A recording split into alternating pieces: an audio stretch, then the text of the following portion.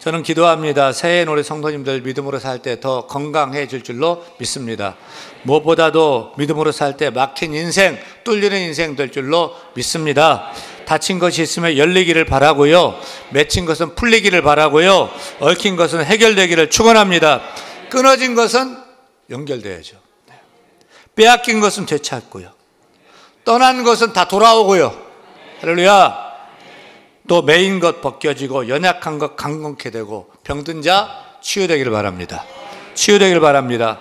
부족한 거 모자란 거 넘치는 은혜가 넘치는 그런 2024년도 한 해가 되기를 축원합니다. 무엇보다 올 한 해의 새해에는 우리의 상한 마음이 있어요. 찢긴 마음이 있어요. 다 보듬어지고 건강한 마음 되기를 축원합니다. 비실비실한 믿음이 세상을 이기고 죄악을 이기는 굳센 믿음으로 회복되기를 간절히 축원합니다. 이를 위해서는 영적인 회복이 필요해요. 우리는 무엇보다도 나와 하나님과의 관계에서 느슨해진 것이 있다면 좀 조여야 돼요. 깨어진 것이 있다면 회복되는 일에 더 힘쓰는 한 해가 되기를 원합니다. 이를 위해서 할 일 다른 거 아닙니다. 주일 예배를 잘 드려야 됩니다. 주의 날이에요. 나를 위한 날이야, 주일은요. 주일은 예배하는 날인 줄로 믿습니다. 우리가 살 길은 우리의 무너진 예배를 회복하는 데 있습니다. 주일을 성수하고 예배를 회복하는 것이 모든 회복의 첫걸음이 되는 것입니다. 저는 생각해 봐요. 삼손의 머리카락과 주일 예배는 마치 같은 것이다 라는 생각을 해봤어요. 우리가 주일을 성수하고 주일 예배를 지키고 주일 예배를 잘 드리는 것이 마치 삼손이 머리카락을 기르고 지키는 것과 같겠구나 하는 생각을 했습니다. 아시다시피 삼손은 위대한 하나님의 사람이죠. 힘이 천하장사입니다. 달려오는 맹수 사자도 맨손으로 찢어 죽이는 그런 사나이였습니다. 나귀턱뼈 하나 가지고 블레셋 군대 1000명을 쳐 죽이는 괴력의 사나이였습니다. 세상은 그의 힘을 감당을 못했습니다. 능력자였죠. 그런데 그런 삼손을 넘어뜨리는 유일한 길이 있었어요. 뭐였죠? 그의 머리카락을 자르는 거예요. 그래서 삼손이 거절하기 어려운 치명적인 유혹 드릴라를 사용합니다. 34, 24, 36 콜라병 몸매에 요염한 드릴라를 통해서 그의 머리를 자르는 거예요. 처음에는 삼손이 몇 번이나 거절합니다. 그러자 드릴라는 당신이 나를 사랑한다면서 나에게 당신의 시크릿 비밀을 말하지 않는 것은 나를 사랑하는 게 아니에요. 당신의 사랑은 거짓이에요. 돌아서는 거예요. 잠자리도 거부하는 거예요. 삼손은 그 사랑을 잃어버릴까 봐 애가 탑니다. 그래서 어떻게 하죠? 결국 자기 안에 있는 그 비밀을 털어놓습니다. 그래서 머리카락이 잘리게 됩니다. 그런데 그 머리카락이 잘린 결과 삼손이 어떻게 됩니까? 그 사랑 지키려고 비밀 말했는데 그 사랑 잃어버리게 됩니다. 그뿐만이 아니죠. 힘도 잃게 됩니다. 눈도 잃게 됩니다. 명예도 잃게 됩니다. 다 잃게 됩니다. 삼손이 머리카락 잘리고 죽은 거 아니에요. 살았어요. 하지만 비참해집니다. 삼손이 삼손되지 못하게 살아가게 된 것입니다. 우리도 주일을 지키려고 노력합니다. 주일 예배 중요한 줄 압니다. 그런데 주일날 결혼식 초청받았는데 가지 않으면 우리 상사 눈에 눈밖에 날까봐, 거래처라 어려움 당할까봐, 친구가 삐질까봐 그 유혹 뿌리치지 못하고 주일날 살짝 빼먹습니다. 오늘 주일은 패스합니다. 주일 성수, 주일 예배 머리카락 밀리면 어떻게 될까요? 너무 한 주간 피곤해서 이번 주일은 패스야, 쉬면, 그렇게 주일 성수에 주일 예배에 머리카락이 밀리면 어떻게 될까요? 모처럼 만에 가족들 모임이 있어서 시골에 갔다가 주일 성수에 머리카락이 잘리면 어떻게 되는 줄 아십니까?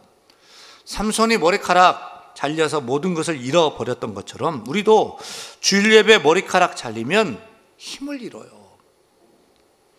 영안도 잃고요, 복도 잃고요, 친구도 잃고요, 건강도 잃게 되고요, 천하보다 더 귀한 신앙 잃고요, 금보다 귀한 믿음도 잃게 되는 줄 기억하시기를 바랍니다.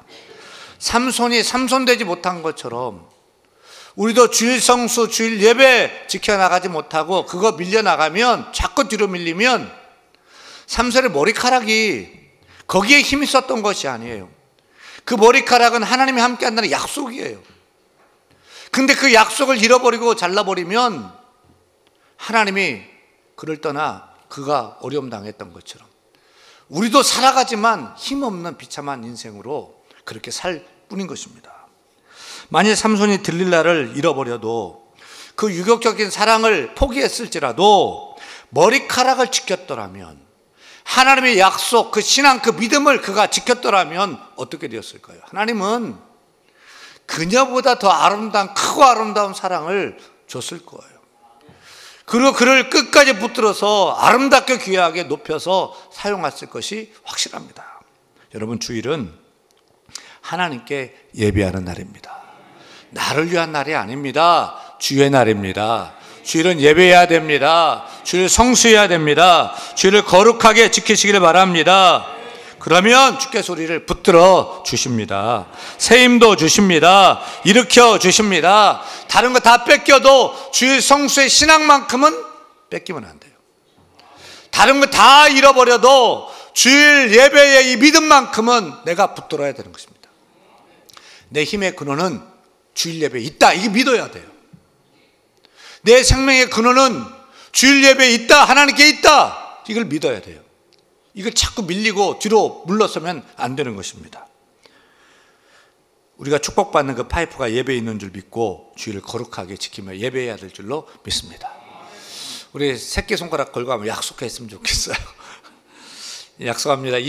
따라합니다. 2024년 새해에는 52주일 주일을 주의 날로 예배하며 살겠습니다. 예배하며 살겠습니다. 할렐루야.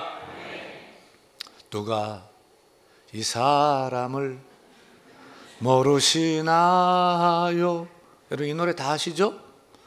KBS에서 1983년 6월 30일부터 11월 14일까지 무려 138일에 걸쳐 453시간 45분 생방송으로 이산가족 찾기 특별 프로그램을 진행했습니다. 이 특별 생방송 기록으로 세계문화유산 유네스코에 등재가 되었다고 합니다. 이 프로그램을 통해서 189명의 이산가족을 서로 찾을 수가 있었습니다. 죽은 줄 알았는데, 생사를 몰랐는데 그 혈육을 만나서 기뻐하는 모습, 눈물 흘리며 기뻐 펄쩍펄쩍 뛰던 모습, 우리 지금도 다 기억해요. 여러분 아시죠? 아십니까?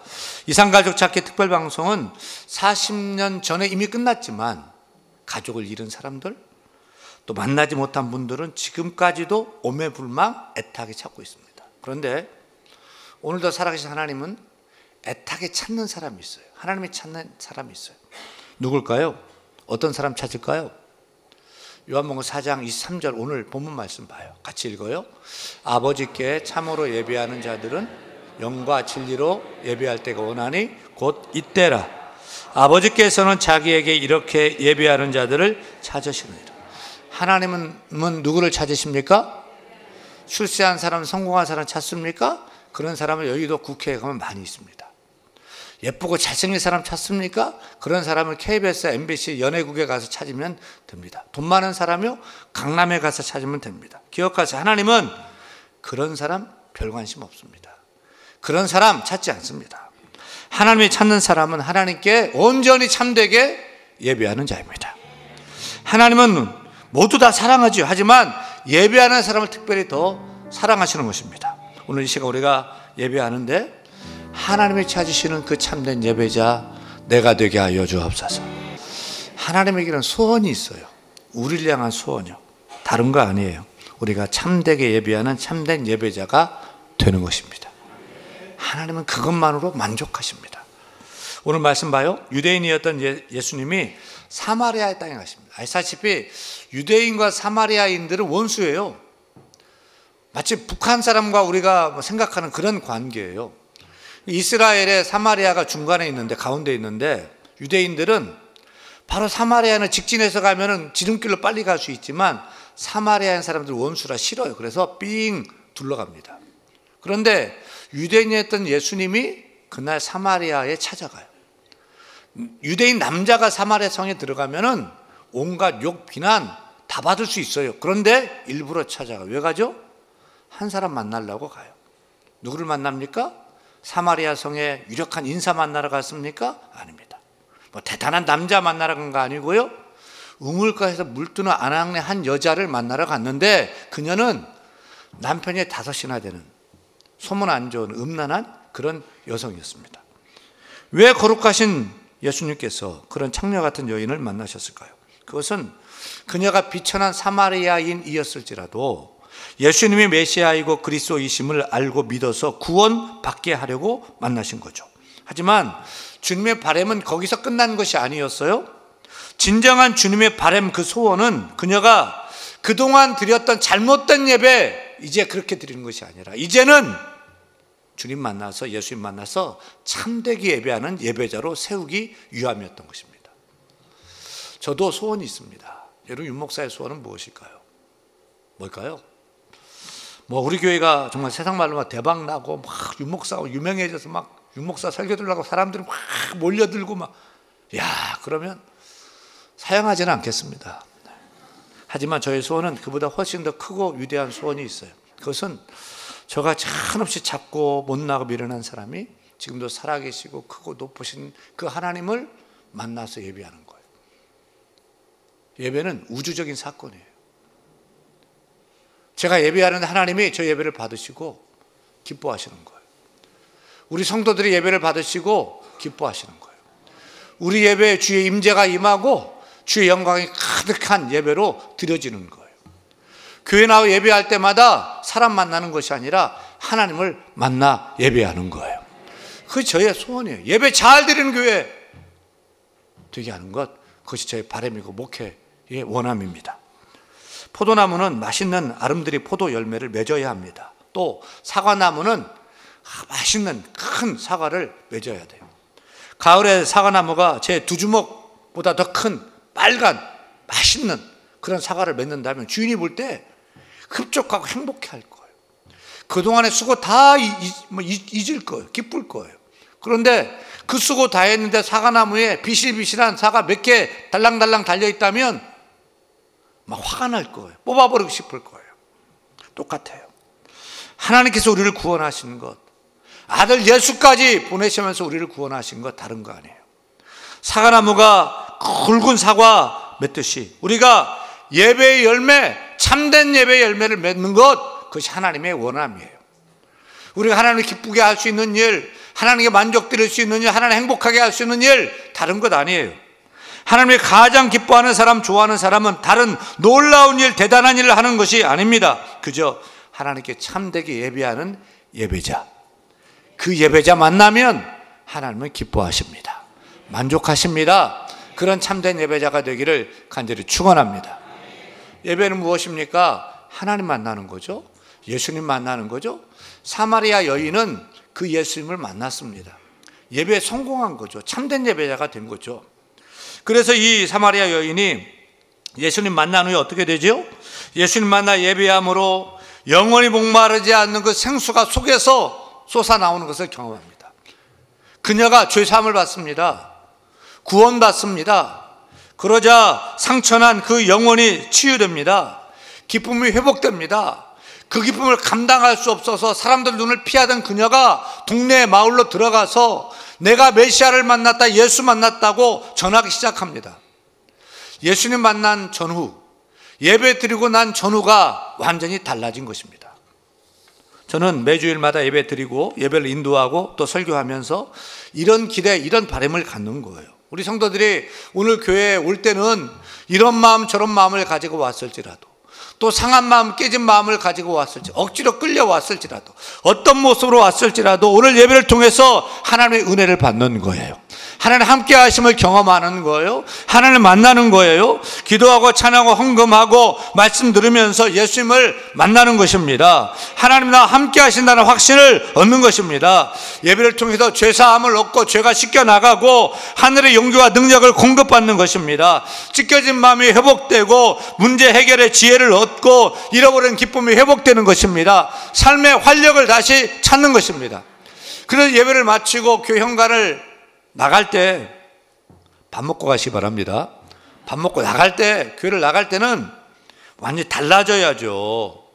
예배 드리러 올 때는 이 마음 저런 마음 막 그냥 이런 마음 왔어도 나갈 때는요 피자 선물 세트 하나를 안고 그렇게 나가야 돼요. 무슨 피자예요? 얼굴 피자, 주름 피자, 어깨 피자, 허리 피자, 인생 피자, 형편 피자, 웃음꽃 피자, 피자 세트 하나를 안고서 기쁜 거 확신 가지고 세상에 나가야 돼요. 이게 예배의 능력입니다. 이러한 예배의 능력을 날마다 경험해야 됩니다. 시간마다 경험하는 참된 예배자가 다 되기를 축원합니다. 우리는 예배자입니다. 아멘. 아멘. 그렇다면 우리가 하나님 기뻐하시는 참된 예배 드려야 할 텐데요. 어떻게 예배해야 될까요? 우리가 분명히 알아야 될 것은 예배 출석이 예배 잘 드리는 게 아니에요. 이렇게 왔다 가는 게 예배 드리는 것이 아니에요. 생각 없이 예배 드리고 멍 때리다 예배 드리고 몸만 왔다 가서는 안 됩니다. 예배 구경꾼 되면 안 됩니다. 예배 관람하는 관람자가 되어서도 안 됩니다. 예배 평가자, 예배 판단자가 되지 마십시오. 무엇보다 여러분이 하나님 되지 마십시오. 예배 받는 하나님 되지 마십시오. 예배 드리는 예배자가 되실 바랍니다. 예배를 판단하지 마세요. 더 이상 예배 쇼핑하지 마세요. 교회 쇼핑하지 마세요. 설교 쇼핑하지 마세요. 예배를 드리는 참된 예배자가 되시기를 축원합니다. 사람 앞에서 예배하는 가짜 예배자 되지 마십시오. 오늘도 많은 성도 이렇게 예배하고 있지만 나와 하나님과 1대1로 서서 만나는 예배 드릴 수 있기를 바랍니다. 하나님만 바라고 핸드폰 뒤적거리지 말고요. 하나님만 바라고 하나님 집중하고 하나님 생각하고 하나님께 온전히 예배하는 참된 예배자가 되어야 합니다. 우리가 어떻게 예배드려야 참된 예배자가 될 수 있을까요? 24절 말씀 봐요. 24절 하나님은 영이시니 예배하는 자가 영과 진리로 예배하자. 우리가 잘 알아야 하지만 예배할 때마다 이 말씀을 기억하고 이렇게 예배하며 살아야 돼요. 하나님은 영이시니 예배하는 자가 영과 진리로 예배할지니라. 첫째, 참된 예배자가 되려면 영으로 예배해야 됩니다. 하나님은 영이시니까 손으로 만질 수 있는 분이 아니에요. 물질이 아니에요. 영이셔요. 따라서 영이신 하나님께 우리가 영으로 나아가야 돼요. 영으로 예배한다 무슨 뜻입니까? 쉽게 말하면 따라합니다. 마음으로 예배한다. 이런 뜻이에요. 고린도전서 14장 15절 말씀 같이 읽습니다. 그러면 우리가 어떻게 할까? 내가 영으로 기도하고 또 마음으로 기도하며 내가 영으로 찬양하고 또 마음으로 찬양하리라. 기도도 영으로 마음으로 하는 거고요. 찬양도 목소리만이 아니라 영으로 마음으로 찬양하는 거고요. 예배도 영으로 마음으로 찬양해야 할 줄로 믿습니다. 따라서 우리가 이렇게 몸은 와 있는데 마음은 딴 데가 있으면 안 되는 거예요. 마음도 여기 있어야 돼요. 마음도 다 주께 드려야 돼요. 온 마음 다해 전심으로 진심으로 예배하십시오. 우리가 딱 만나보면 이 사람이 진심인지 아닌지 대본에 알아요. 하나님이 왜 모르겠어요 근데. 여러분 오늘 예배가 우리의 진심을 다하는 온 마음을 다하는 찐 예배 드릴 수 있기를 축원합니다. 그게 참된 예배예요. 둘째, 참된 예배자가 되려면 따라합니다. 진리로 예배합니다. 진리로 예배한다는 것은 무엇일까요? 진리로 예배하는 것은 먼저 예배의 대상을 바로 알고 온전히 드리는 예배에서부터 시작이 돼요. 프랑스 왕정 루이 14세 때 주일이 되면 루이 14세는 가족들, 왕족들을 다 데리고 교회당에 가서 예배를 드렸어요. 당대 최고의 권력자 루이 14세가 교회에 나오니 그 앞에 눈도장을 찍으려고 사람들이 막 줄을 서며 막 교회에 막 찾아오는 거예요. 수많은 사람들이 교회에 몰려와서 그 넓은 교회당이 모여든 사람들로 인해 주체할 수 없을 지경이었어요. 당시 대주교는 푸넬론이라는 주교였는데 이 일을 보고서 심히 못마땅했어요. 좋지 않게 여겼어요. 그래서 대주교는 정말 사람들의 본심이 뭔지 확인하고 싶어서 다음 주에는 왕이 못 오십니다, 이렇게 광고를 했어요. 그리고 그 다음 주일에 루이 14세가 다 거느리고 이렇게 왔는데 교회가 썰렁한 거예요. 사람들이 별로 없어요. 깜짝 놀랐어요. 그래서 물었더니 대주교는 사람들이 하나님이 아니라 왕을 만나러 그렇게 오는 것인지 알고 싶어서 광고했더니 이렇게 된 것입니다 라고 사실을 얘기했어요. 여러분, 예배는 누구를 만나러 오는 것입니까? 누구에게 예배하는 것입니까? 하나님께 드리는 예배가 진리로 드리는 예배이고 그 예배가 참된 예배인 것입니다. 참된 예배가 있으니까 거짓 예배, 가짜 예배도 있는 거예요. 사람 때문에 나와 예배한다면 그것은 명백한 가짜 예배예요. 또 우리 교회 보면 기관 원로회가 있으면 출석률이 쭉 올라가요. 어떤 행사가 있으면 더 출석률이 많아져요. 어떤 일 때문에, 행사 때문에 교회 나와 예배한다면 그것도 참된 예배를 할 수 없어요. 우리가 예배를 받으실 대상과 동기는 결코 사람이 되어서는 안 돼요. 어떤 일, 어떤 행사가 되어서도 안 돼요. 내 필요 때문도 아니에요.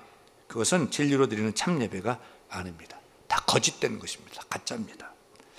진리로 드리는 예배는 예배의 바른 대상인 하나님 아버지께 온전히 드려야 합니다. 성령의 인도하심을 따라 드려야 합니다. 예수 그리스도의 이름으로 예배하는 예배가 참된 예배, 진리로 드리는 예배인 줄로 믿습니다. 진리로 드리는 예배는 더 쉽게 얘기하면 말씀 중심 예배예요. 말씀 중심 예배. 그러나 말씀 중심 예배는 설교 중심 예배는 결코 아니에요. 말씀 중심 예배는 모든 예배 순서가 다 말씀 중심으로 드려지는 예배가 진리로 드려지는 예배, 참된 예배인 거예요. 기도도 말씀 중심으로, 찬송도 말씀 중심으로, 오늘 설교, 윤목사 설교도 말씀 중심으로 전해야 돼요. 또 우리가 예배 드리는 우리의 눈, 몸, 마음, 그리고 이거 모든 것들도 말씀 중심으로 드려지는 예배. 축도도 말씀 중심으로 예배하고, 예배 끝나고 우리의 삶의 예배도 말씀 중심으로 이어질 때 참된 예배, 진리의 예배로 드려지게 될 줄로 믿습니다. 올해 새해가 시작되면서 우리 예배 순서가 전반부에 조금 바뀌었습니다. 예배 열면서 송영으로 온 성도가 주님만 사랑하리, 온 마음 다해서 전심으로 찬양합니다. 참 그게 참된 예배의 시작입니다. 그 다음에 달라진 것은 사도신경인데, 사도신경을 전에는 앉아서 두 손을 가슴에 모으고 기도하듯이 그렇게 우리의 신앙을 고백했습니다. 그런데 사도신경을 연구해 보니까 사도신경은 기도가 아니에요. 사도신경은 세상 앞에서 우리가 이렇게 믿습니다, 우리 믿는 바를 외치고 고백하고 선포하는 것이 사도신경입니다. 그래서 저는 이제부터 우리 대한교회가 사도신경을 암송할 때 전 세계 만국 교회 중에서 사도신경을 암송하고 사도신경을 고백하고 선포하는 이 목소리가요, 성도는 제일 많이 못 모일지 몰라도 우리가 믿는 바를 세상에 고백하는 사도신경은 전 세계 만국 교회 중에서 가장 큰 목소리로